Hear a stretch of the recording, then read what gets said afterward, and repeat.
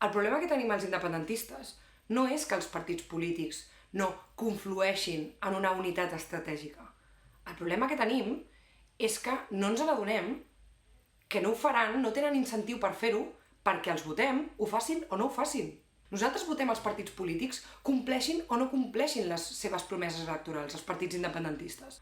I és un problema que ens caracteritza en altres relacions polítiques.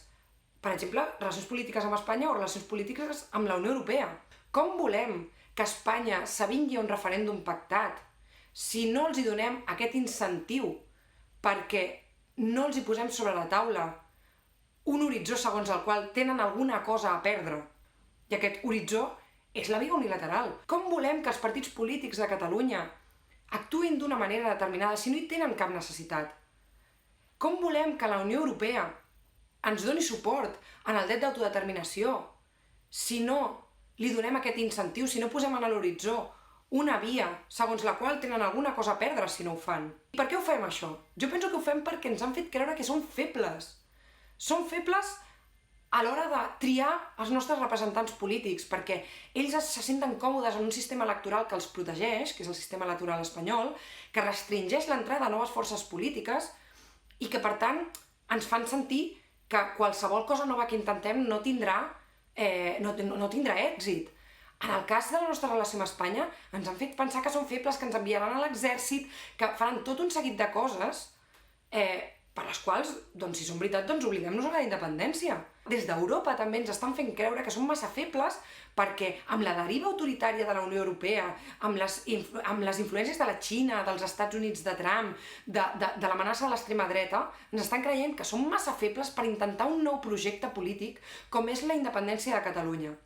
Aleshores, si nosaltres no trenquem aquest incentiu perniciós, no tindrem mai la independència. L'estratègia per la independència no és el problema. D'estratègies n'hi ha diverses i tothom les sap. Tothom sap com es fa la independència en un cas com Catalunya.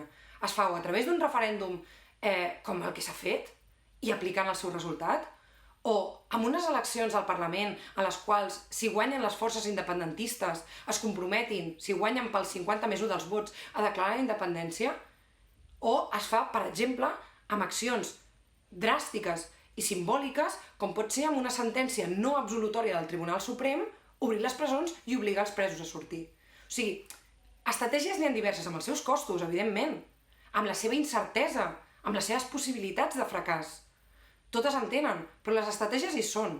El problema és que no hi ha aquesta correlació entre les possibles estratègies que tothom coneix i a les quals probablement molta gent hi donaria suport si els polítics s'hi comprometessin de veritat. No hi ha una correlació entre aquestes estratègies i l'acció política.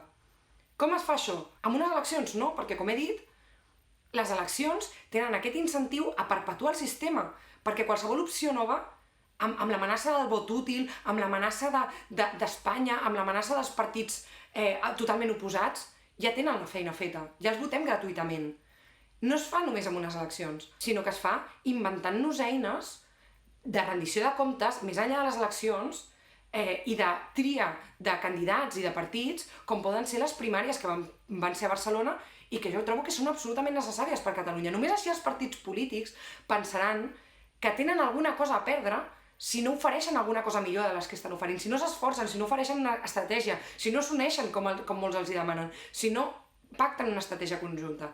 En el moment en què pensin, com va passar abans de l'1 d'octubre, en el qual els partits no es baixaven del carro perquè tenien por de perdre les eleccions contra l'altre, no aconseguirem si no tornem a generar aquests incentius que són absolutament normals en qualsevol elecció de qualsevol país. Si no ofereixes el millor de tu, et penalitzaran i no et votaran. Però aquí a Catalunya, en base al xantatge emocional i al pensar que són febles, han trobat la manera de perpetuar que votem sempre aquests partits.